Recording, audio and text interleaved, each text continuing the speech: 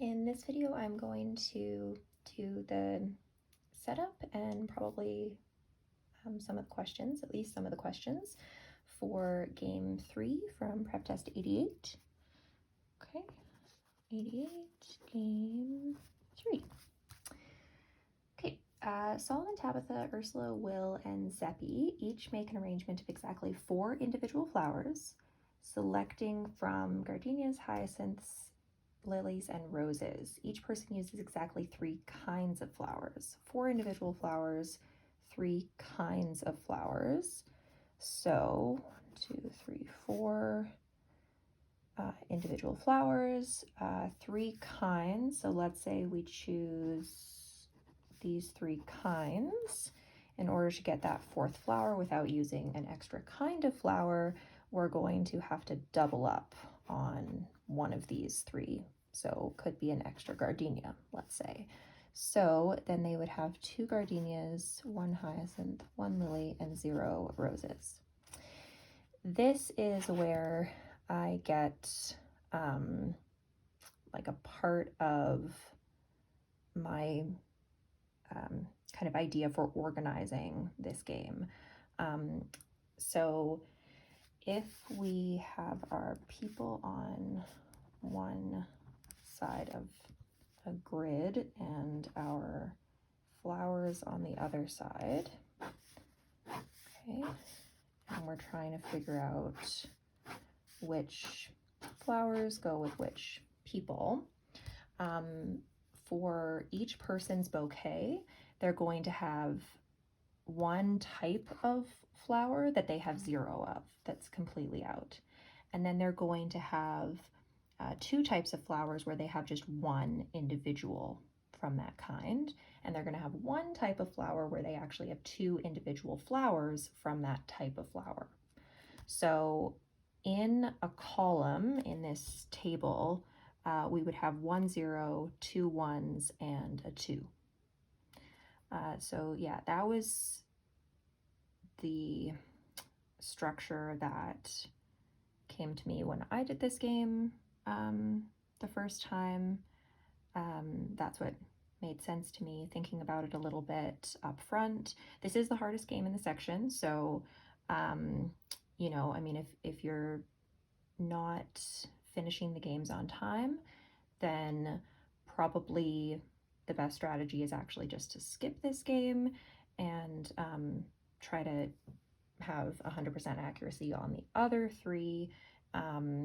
And you know, it kind of depends, you know, where you're at, right? It does make sense to at least skip it so that you can get to the 4th game, because the 4th game is easier. But when you come back to it, maybe you'll have enough time to finish it. In any case, this one, even for me, like quite experienced with the LSAT, it took me longer than any of the other games in this section, certainly. And I'm pretty sure it took me more than like the 9 minutes that you might allot to a game if you were just going to split the 35 minutes like equally among the 4 games. And even so, it wouldn't be quite 9 minutes, right? It would be 8 and some change. Okay, so enough blabbing about that. Getting into the game. So hopefully you get the idea for my setup here. There are other ways to set it up, but this is my preference. So Solomon and no one else uses 2 roses. So Solomon uses 2 roses. Nobody else gets to use 2 roses. So they're all going to use 0 roses or 1 rose. Okay. Also, Solomon can't use 2 of another flower, because then Solomon would only have 2 types of flowers or would end up having more than 4 individual flowers in the bouquet. So all of Solomon's other flowers get a 0 or a 1. Tabitha uses exactly 1 hyacinth and at least 1 gardenia, so 1 or 2 gardenias. Ursula uses exactly 1 rose and at least 1 hyacinth, 1 or 2. Will uses 2 gardenias, so can't use 2 of any other flower. Seppi and no one else uses exactly 1 hyacinth and exactly 1 rose. 1, 1. Nobody else gets that. So these can't both be 1s. These can't both be 1s. So this has to be a 2. These can't both be 1s. So this has to be a 0. And this is a 2, so we're not worried about that. Exactly 1 person uses 2 lilies. Who could that be? We don't know. So there's going to be a 2, and there are going to be 4 0s or 1s in that row. Probably there's a more elegant way to represent that, but that's what I've come up with. Anything else that I can deduce here? I've already got a 2 for Ursula's bouquet, so everything else is either a 0 or a 1. I have to make sure that I represent somehow that W cannot have 1 hyacinth and 1 rose. So yeah, one of those has got to be a 0. Oh, if one of these is a 0, this is a 1. Okay. If this is a 0, this can't be 0, so it's either 1 or 2. We've got both of our 1s for the Z column, so these are 0 or 2. So actually, the only players that have the option of having 2 lilies are T and Z. So if T has 2 lilies, then Z does not. And if Z has 2 lilies, then T does not. Right. So this is basically what I did when I did the game for the first time when it came out.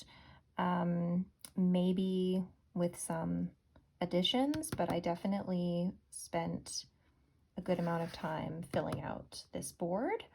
And then I switched to pencil and eraser for the questions. Okay, so which one of the following could be an accurate inventory of the flowers in Ursula's arrangement?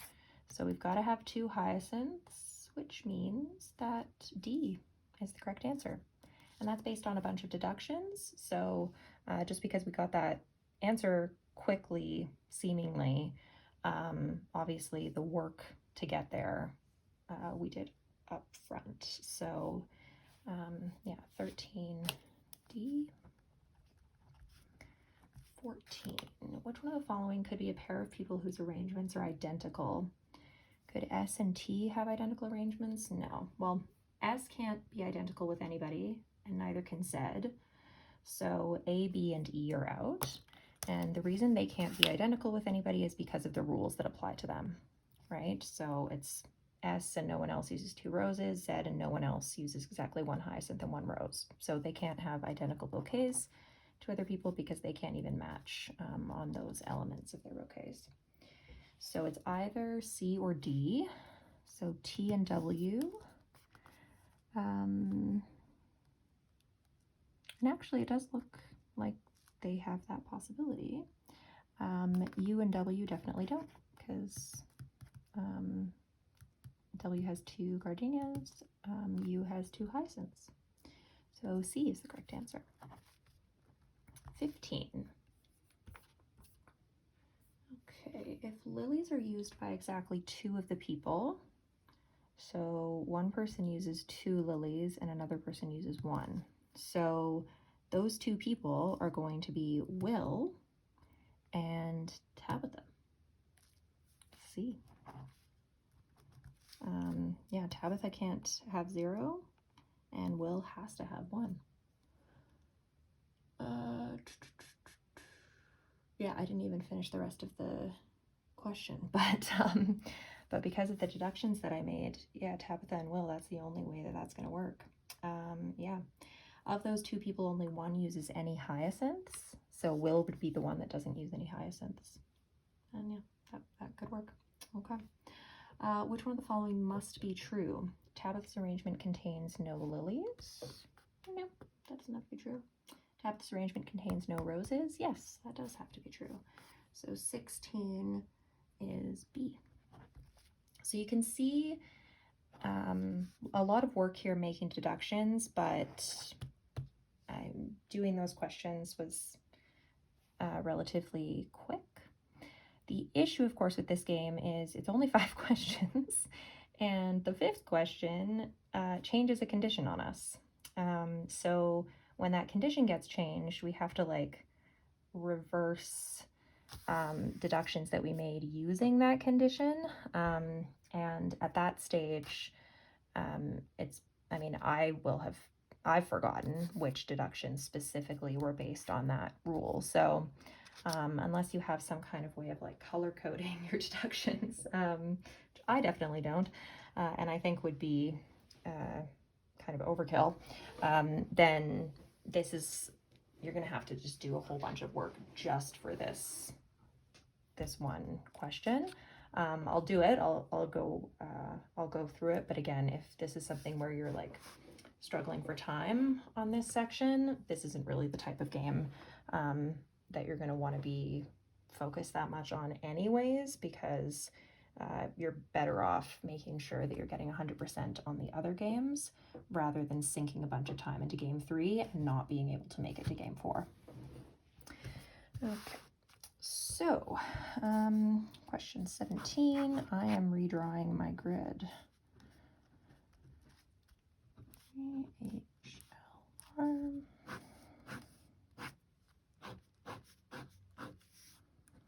Okay. So starting off from the beginning, because all the other conditions still remain in effect. So we still have S having to... Nobody else. We know T has 1 hyacinth and at least 1 gardenia. U uses exactly 1 rose and at least 1 hyacinth.